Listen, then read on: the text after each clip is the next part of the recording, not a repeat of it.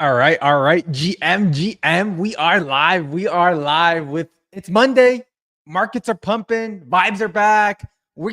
Another awesome game to talk about here on Solana Gaming. Man, I don't know if there is a time to be alive, this is the time to be alive because man, like how early are we? We're early, but even furthermore, how early are we? And we're seeing these games develop right in front of our eyes, and now we're starting to see it like go from a little baby to like a toddler to like a little teenager. It's like, man, that evolution of gaming is really, really cool. And I got someone really, really special here with Nathan, who's building FaenoraVerse, who I got to sit down with at GDC. We got to talk a little bit about behind the scenes. But today, these guys, it's been a while since GDC.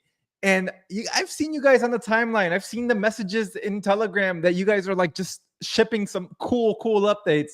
So I said, all right, Nathan, let's get the show. Let's get on the show. This week we're highlighting FaenoraVerse in the Games GG quest, and I said, this is the perfect time to do an intro. So Nathan, 30 seconds. You're on the mic. Give us what FaenoraVerse is in 30 seconds. You're muted. You're muted. Here we go. All right. Thanks so much for having me.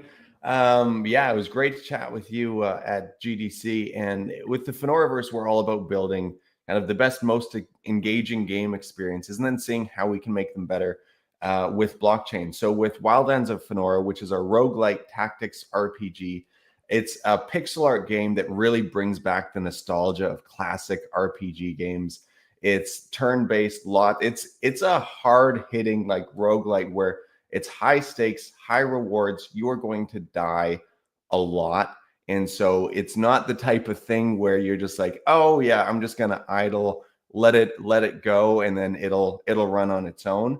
There's a lot of deep strategy and customization involved, and really it's trying to tie in that nostalgia of the games that I loved growing up, Final Fantasy Tactics, Ogre Battle, and then marrying it with some more modern type of gameplay with roguelite loops where you're always getting new loot, always fighting new monsters, and trying to get the best loot you can and trying to get to the end, which is almost impossible. So we have people who've played tons and tons, and they're still learning a lot.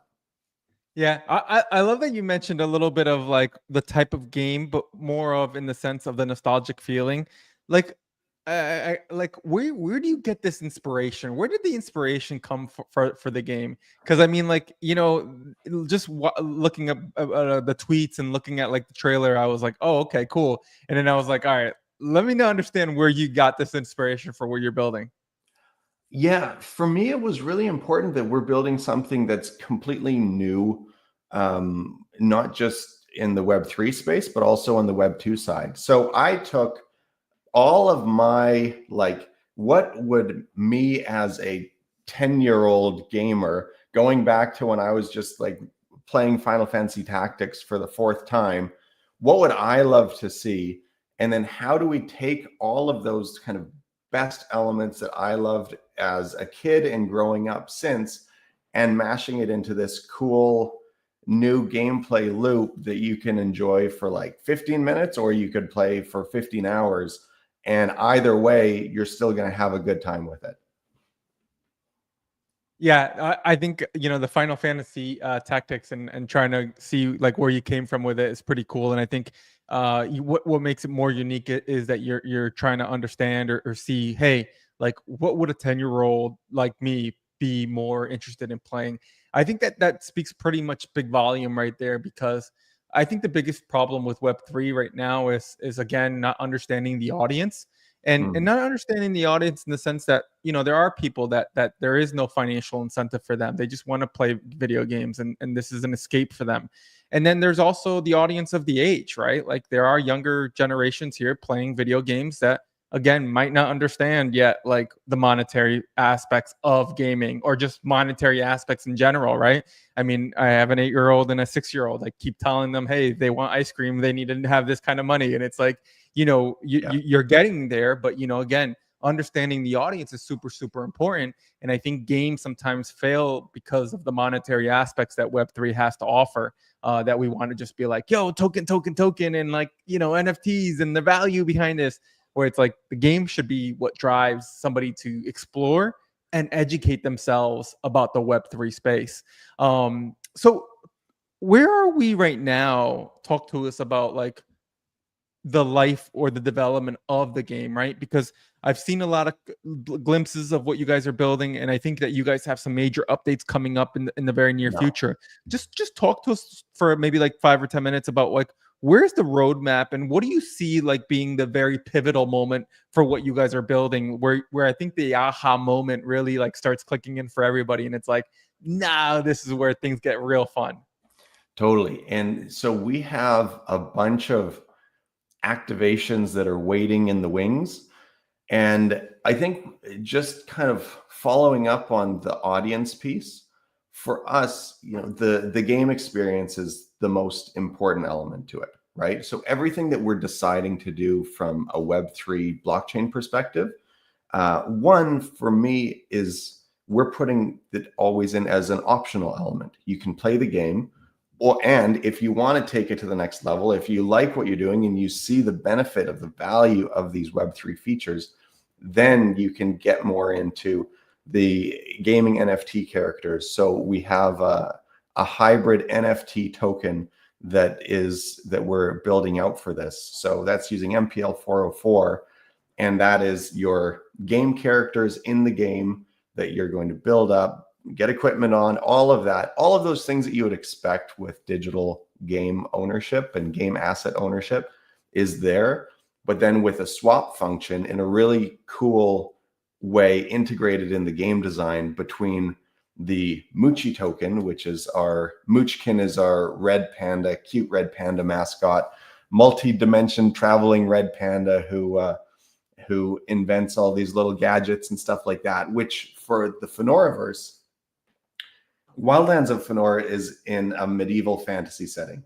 But then when the mascot of the FaenoraVerse is Moochkin, who can travel between dimensions, it creates a really strong lore concept around anything that we would do from a collaboration perspective, that it makes sense that, okay, yeah, you have this, maybe in the future there's going to be some futuristic robot, and it's through that dimension traveling that can bring them into this medieval time, or vice versa. And so with the FaenoraVerse, we're really looking at building out a whole IP, but beginning with this unique pixel art roguelike tactics RPG that is Wildlands. And so right now we have an alpha demo that's out. We've had more than 10,000 people play it, and we've gotten phenomenal feedback, and we're building out as we continue to develop. We're really building out with that feedback in mind, because again, we want to make the best game experience possible. Now, what we haven't fully revealed yet that will be coming soon is this, what we call the hunt mode, which is really, this is the kind of meat and potatoes of what the Web3 experience is going to be in this world. So that is, it's a high stakes, high rewards. So you're competing with others. There's leaderboards. You want to kill as many monsters and nether beasts as possible, which are like dragons and things like that, corrupted from the nether realm in this pixel art world. And based on how many of those you kill and how many NFT characters you have, we have this whole game economy that's driving that. But there's the catch is that with these NFT hunters that you would bring to the table, if you die, you die. So it would cost to revive them, or depending on how long you wait, you might just need to re-roll for a new one and start building a new character. So as you're competing with others, yeah, you want to push to that next round to see if you can get better equipment, to see if you can beat that boss. But if you do it and you aren't careful, then you might be coming right back to the beginning and needing to start and build up your character again. Yeah, dude. All right. So you got me like my brain juices right now going, because you mentioned, you have, first of all, this like Web2 game, and then this Web3 add-on, which totally I'm in for that right now, because I think that's just the way to make sure that the gameplay is talking and educating somebody. So when you mentioned like the way that the style of the game currently is designed, especially you're talking about the way this Web3 style is designed for the Web2 user, what will they see, and like what are you doing there that makes this so, because this is, to me, is very, very unique, and it makes it even more unique if a web 2 user maybe doesn't have the same abilities as the web 3 user, and makes them want to go into the web 3 segment of it and say, man, yeah, what do I need to do, just roll to like come back to life? Like, what are those elements, or what are those tactics, or what are those, like, features that make somebody go from web 2 to web 3? Yeah, so there's a bunch of things that we have planned. Not all of them we can talk about just yet, but the main loop for this side of the game is that it's a roguelike game. So every time that you start, you're going to have different path options. You might find different loot and stuff like that. If you're not engaged in the Web3 side of it, then every time you play, you're going to get a new set of characters every playthrough that then you can play through it with them. But once you leave a hunt, then you don't get to keep them playthrough after playthrough. So at its core, those free to play, I'll call them free to play players that are just doing the Web 2 side of it, not connecting, not having any NFT characters, they're not going to be able to have the benefit of building up their own hunter that they can customize. And it's this cute isometric pixel art. So they can customize those characters. They can go through, they're not going to be able to participate on the leaderboard because how many nether talons you get from one of these nether beasts depends on how many of your NFT characters are surviving that particular battle. So it basically allows them to get their feet wet in the gameplay loop, but they can't participate in the high stakes, high rewards part of it that, as they would see, maybe they go on X and they see people posting their parties of all complete customized squad. They're like, hey, I want that. What do I need to do to get that? And then it gives them an opportunity to try it. And then, hey, you try it with one. Okay, this is actually awesome. And now I want to get higher up on the leaderboard and I want to keep going and growing. And it gives them the opportunity also with the MPL 404. If they do really well and they're able to earn a bunch of Muchi tokens, then they can just swap those straight into new characters that they can roll. Yeah, I think you're hitting on like the way that the game is designed. And so now it's got me sparking to ask a question of like the lore with the gameplay, because you're mentioning about the strategy that you have to have in this game, and it makes me like realize that it's one of those that you have to make sure you read the lore and understand the lore in order to really be able to progress in the game and exactly be able to kind of gear up and level up, and however the design is.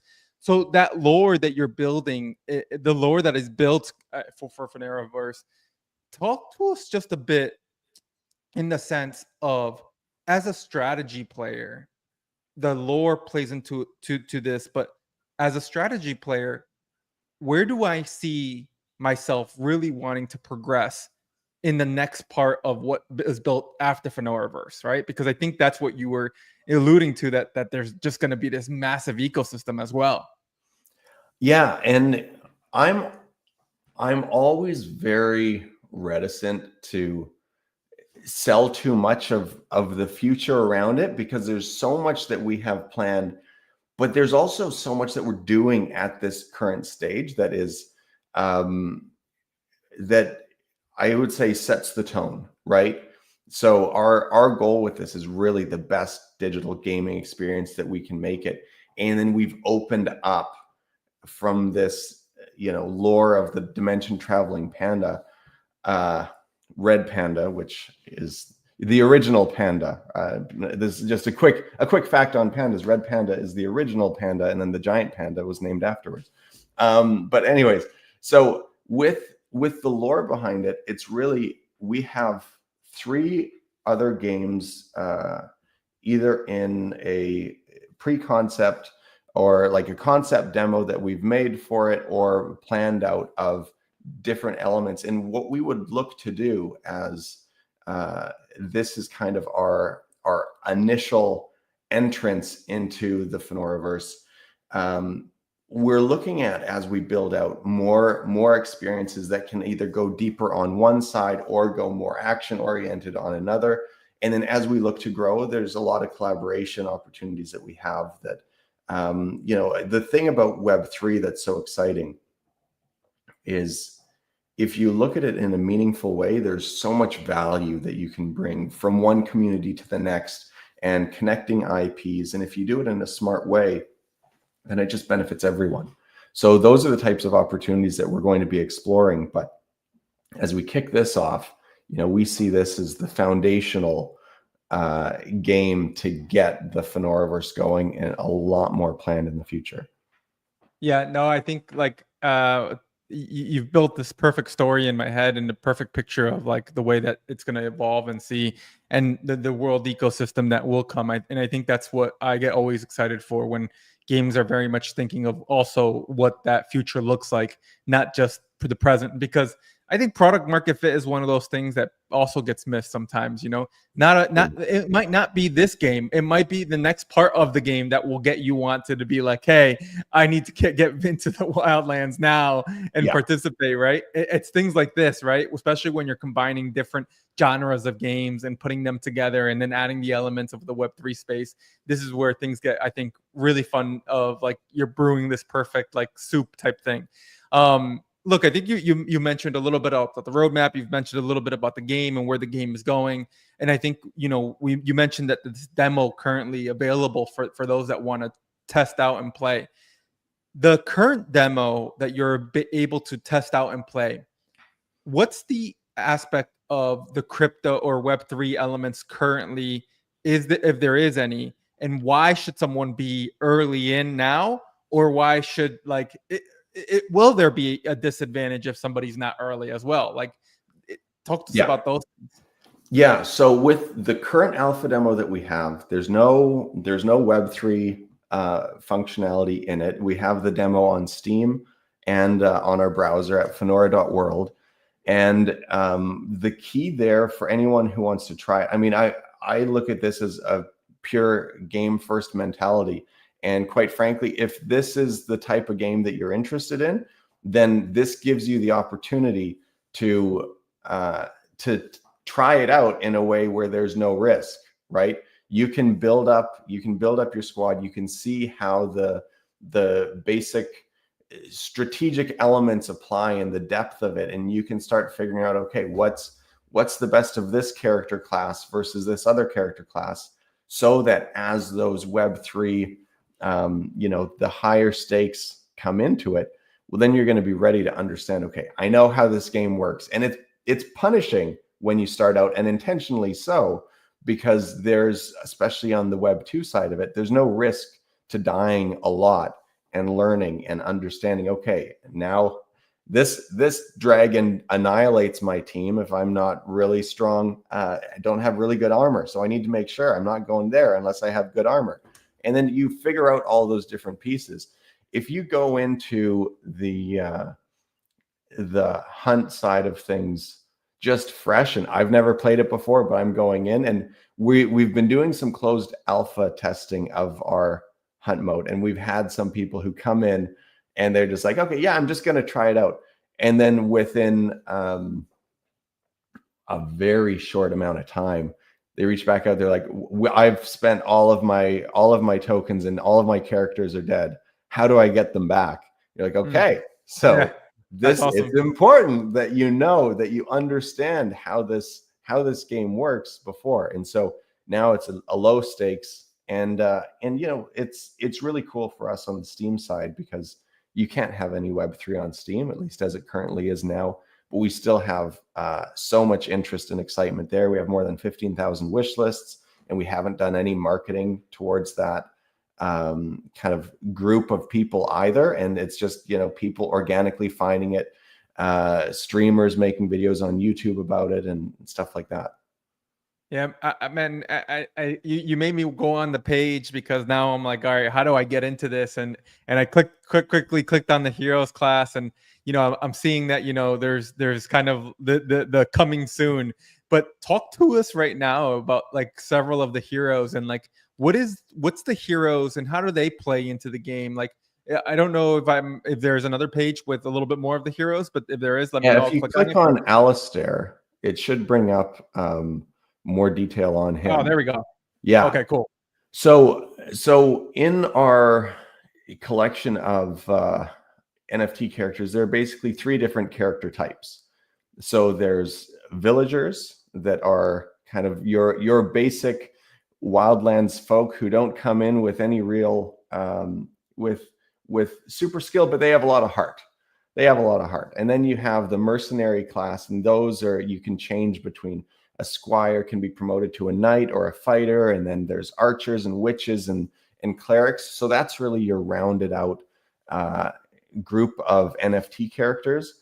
And then there are your hero characters, and your hero characters are like, they're legit. And for the people who have hero characters, you're going to have a lot easier time certainly getting through the initial stages to get yourself on the leaderboard. And they all have unique skills and unique looks that none of the other characters would have. So Alistair is the first one that we made. He's a Fell Knight, which is a class for anyone familiar with Final Fantasy Tactics. You know, there's definitely fan service there, and in particular with some of his special skills. And for him, we did a little private pre-sale, and for anyone who's following FaenoraVerse, more information will be coming as we open some things up more publicly. But it's finding those opportunities where people who are really supporting the ecosystem, they're going to have the best chance at getting a golden ticket that would give you an Alistair NFT character on Mint. And the heroes, so they are always limited edition. So with the MPL 404, you can swap between tokens and characters, but the hero characters are limited edition. Either you get it or you don't, and they are not kind of within that pool that you can swap into. But they're super legit and really, really powerful characters within the ecosystem. Yeah, I think like you're talking a little bit about the tactics and talking a little bit about like how you want to approach the characters. I guess there's some key elements though that you've kind of really, I would say, taken especially from Final Fantasy Tactics. What were those key elements though that when you were building this? Because I'm now like seeing it, right? And now that as you speak about the character, now it's starting to really like come through. Any other like is it just characters or game as well that there were some features within the game that were pillar to you that you said, hey, okay, if we're going to design a game, we want to make this unique, but there were some key pillars within that game that changed the way that I approached the game or the way that I felt about the game or why I came back and played that game over and over again? Yeah, so I would say with Final Fantasy Tactics, a lot of it was just invoking the feeling, right? You with the art style, and it's critically acclaimed art from Final Fantasy Tactics with the isometric pixel art characters. So we wanted to really replicate that, but in a more modern way, and so it doesn't look like a complete ripoff, but definitely you can see the inspiration. And then from there, you have depth in terms of character building. We have a bunch of classes. In the alpha demo, we have 6 classes. In the full game, in terms of what we have planned, there are 14 different classes that we have that will be building out, that players would be able to get their characters into, that will be revealing over time. So there's a lot of that around, okay, actually taking the character and making it your own. That was one of the things I love doing in Final Fantasy Tactics with all of the different characters I had. Okay, I want to make this one. I want to focus on this one being like a really strong knight, and I need to get them all the equipment that they need to do there. So as we build out the gameplay loop, there's an element of, okay, I want you to be able to create these characters that you love and make them your own, a lot of customization. And that's why we built out a whole customization system that I've never seen in any other isometric pixel art game, because it's harder. You have to do a lot of different frames of work for making that customization look smooth in the animation and everything like that. And then it's the gameplay loop itself. You always need to have some type of progression. So within the game, you want to make sure that as people are playing, they're getting stronger, they're getting better equipment, and there's a reason for them to keep playing and keep leveling up their classes, leveling up their characters. and finding more and more to do, because it's really tough to beat the final bosses. And so you want to make sure people are engaged, as they like the basic gameplay, but they got to be getting better and learning more, so they learn as much as they progress in terms of stat wise. What's that one like hint or advice of getting into this game that you'd probably want to give anybody? Is it patience? Is it strategy? Is it like, hey man, you should definitely read this whole lore book that we have here before you click play. Don't jump into this game without reading it. Is there anything like that one piece of advice that if you could give every gamer that, you know, you'd pop up into their game and say, hey, do this, or just, you know, be mindful of this? Yeah, I would say patience and just paying attention, right? So this is the type of game that if you figure out the patterns and you figure out, okay, where the danger zones are, then you're going to be in a much better chance than if you're just going in kind of willy-nilly and being like, oh, I'm gonna let it play, because there's an auto battle mode and manual, so you can go where you select every turn, or it's auto battle unless you give specific instructions to the characters to use an item or use a skill. So if people just go in auto battle mode and they think, oh, I'm just going to let it run and I'm going to do well, you're going to die, and you're going to die like really quickly. So it's all about, okay, how do you, with this strategy and tactics element, like, just watch your characters, be careful, because every enemy is dangerous. Yeah. So I'm going through kind of a little bit of what this kind of story lore is here, and I Yeah. love that like it's broken down really. You know, again, the wildland, the features, the mechanics, the classes, they're really well put together. And I think like I think this is just already great for me to get into the game before I get into the game of understanding. And here's the red panda. Yeah. And I think yeah, it's awesome to see the character, and it's great to see the gameplay as well. You know, as I read kind of again the mechanics, we went through a lot of this. We've gone through a lot of what the characters are within the game, and the way that to build your team. You know, again, building this team, I think is going to be, I think, the most important part of your game, and even the first time getting into the game. What's the balance here when you want to build your team that you'd also want to give like that advice? And I think like it's hard to say like what that advice is without like, you know, saying this is the way, because I think one thing about balancing teams has always been it's each team will be unique, and there's different parts of the game and the way that you will want to approach it. But as starting off and building this unique first time building my team, what are some of the features that I would say, or that you would want to give me advice to say, okay, Jorge, like you definitely want to pick up or make sure you have these kind of stats within the first time you're entering?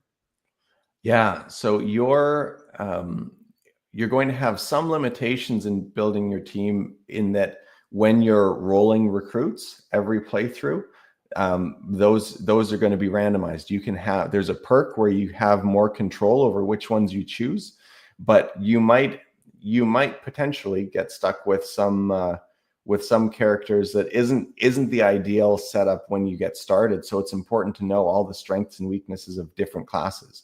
So you say, okay, I got a bunch of squires. All right, well, I know that their rush skill is going to stun people. So I need to make sure that maybe I bring a couple SP potions that are going to give me those skills up front so I can use that.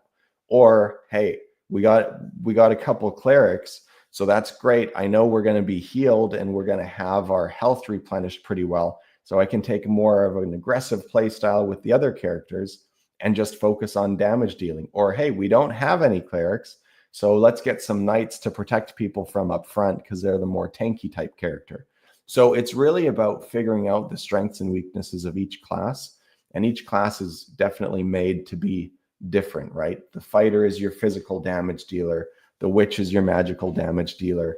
Their placement on the grid is going to depend, that's going to determine how effective they are. And so it's definitely about trying it out and learning how those different classes play. And based on your own play style, okay, I'm super cautious, and so I don't really want to I want to make sure that I have more knights and clerics just because I'm super cautious, or I'm a pretty aggressive player, so maybe I round it out to make sure I always have a cleric, just so that I don't get myself in too much trouble. Yeah, and I think like these tips and tricks, as you kind of like are speaking here, man, it's really now like you painted again, man. Great job of painting us the picture of like how to be able to get in the game and what you need and kind of what FaenoraVerse is here. And I think like you release the game, you're out, you're going. What's been like the feedback so far from gamers that you think either was like an aha moment that like, oh my god, this is great, or what's been like that surprise feedback that you've gotten from already like the gamers playing? Is there anything like you want to highlight from that? What it's super awesome for us to put it out there and do this in kind of a building in public type way, because then any of the feedback that we're getting, we're using that to inform our development as we keep going. And one of the exciting things for me is that when we put out a different version of the alpha demo, I would always know, okay, this is like, I know when the alpha demo comes out, all the different plans that I have for things going forward. And what we didn't see in this version, but we have planned for the next version, we see people writing in the comments or in discussion boards, oh, you should look at doing this, or this is an issue that that I'd love for you to solve. And so a lot of it, it's, yeah, that's great, because that's part of the development plan. So they're enjoying it, and like us, they see room for improvement, and that's definitely what we're looking to build with it. What's been a bug moment or a dev moment that you've kind of said, you know, oh no, or hell yes to like this whole thing that either has become a feature in the game that you were like, oh, we didn't expect that, and now it's going great, or like, yeah, like any bug moments that have been like, yeah, this is tough. Well, there's one thing that I found a bit surprising, that it was feedback that we got consistently, is that people would, and maybe this is again my kind of old school RPG, because this was a bit more the norm, but we have this character progression where there's an archer is kind of the base female class, and then can be promoted into a witch or a cleric. And we got so much feedback that it doesn't make sense. Why would an archer become a witch? Why would it? That doesn't make sense. Why isn't it just a more powerful archer? And so I'm like, okay, this seems like something that's really important to people. So we actually went back and made a whole new class, and to put the archer in a kind of higher class rank. And so we have a new class that we haven't announced yet, that's more the female version of the squire, so that for people there seems to be more of a connection between, okay, I'm upgrading from this maiden class to an archer or a witch or a cleric, because a lot of people didn't like the idea of an archer just becoming a witch.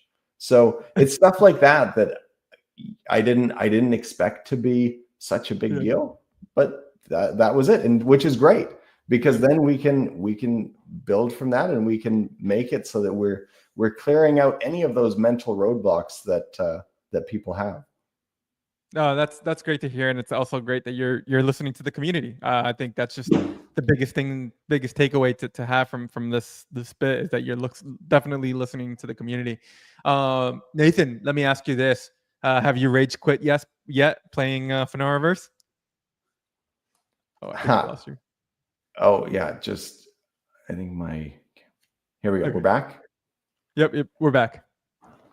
I have gotten super stressed out playing the alpha of the hunt mode, because that's where the stakes really matter, right? In the normal story mode, where, you know, okay, you die, then you just come back and you start a new run. That's all well and good.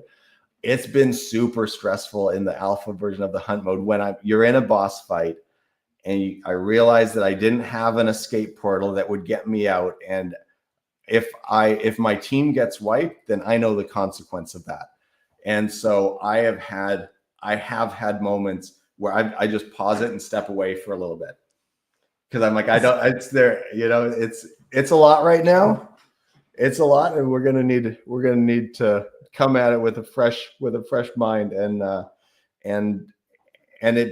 didn't get out of that one unscathed, but the team wasn't wiped. So I still consider that a win and a lesson in terms of, okay, next time I need to be better prepared. What besides Final Fantasy Tactics, what was another game growing up that you're a hardcore fan of? So there's this niche strategy RPG game called Ogre Battle. So there's a tactics ogre, but there's Ogre Battle that's like a real-time strategy RPG that I kind of equate to a cross between Warcraft, so Warcraft 2, Warcraft 3, and like traditional turn-based RPG games.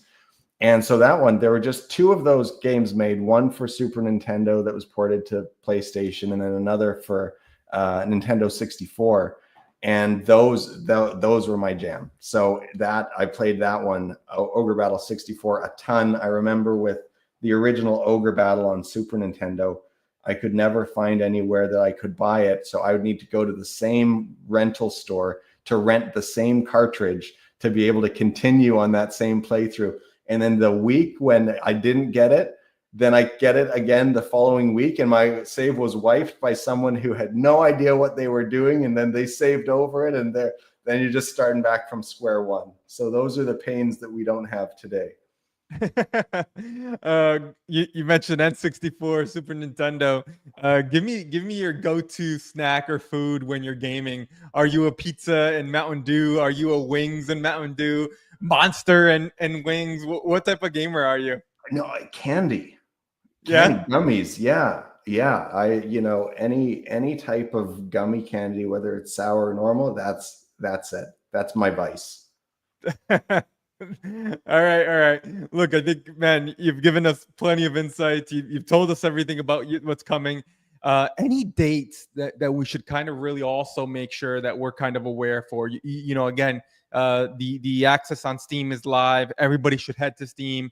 Go check it out. Go download it. Go play it. Go get yourself immersed in the experience that we just wanted to or just spoke about. But anything from your side that you want to give us as a final, hey, yeah, this is something that will be also on the roadmap that you should kind of be aware of on a date wise. Yeah, I'm always super careful of dates because there are so many different elements that come into it, from just not only development but marketing and everything like that. So I would say the date that people need to know of is today. Go on Steam, try it out. Follow us on X, follow us on Substack, where we're putting out little videos and behind the scenes stuff on there as well. And just keep in touch, because we'll be, when we announce things, then they're going to be big and fiery. So I think the best date for people to get connected with us is today. Well, there you go, guys. Nathan says today is the day. Make sure you take the next 10-15 minutes, give them a follow on Twitter, go check out the game, get yourself immersed. Again, join the Discord, get involved with the community, talk to the community, see where the community is at as well. As again, a strategy game, this is something, again, that really brings communities together as everybody starts kind of like giving their insights or giving their tips and starts, forming guilds. And this is how guilds get started a lot of times. Hey, you want to play with me and you want to start with me. So it's really great to see that you guys are well ahead of that, as the numbers speak volumes, right? On how many have already downloaded the game and how many are already playing the game. Nathan, appreciate your time. Appreciate you coming onto the show. Again, really, really excited for what you guys are building. Big fan of what you guys are building. And hey, man, next time we're going to have to run it into the game, man. Next time we're going to have to live stream, play the game. We all have to get into it. Maybe do a tournament. Who knows? I'll leave that as the unknown. 100%. That's the alpha, right? 100%. No, that'll be great. We'll stay in touch on some of the cool things that we have going on and look at what we can do kind of as Solana gaming exclusives too. There you go, man. Now we're really getting with the juicy alpha.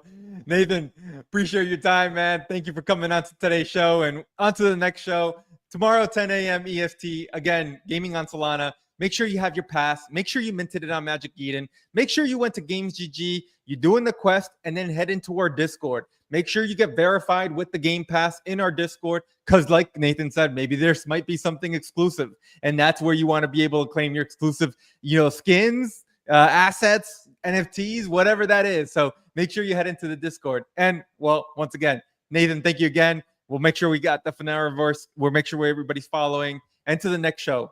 Peace out, everybody. Thanks so much.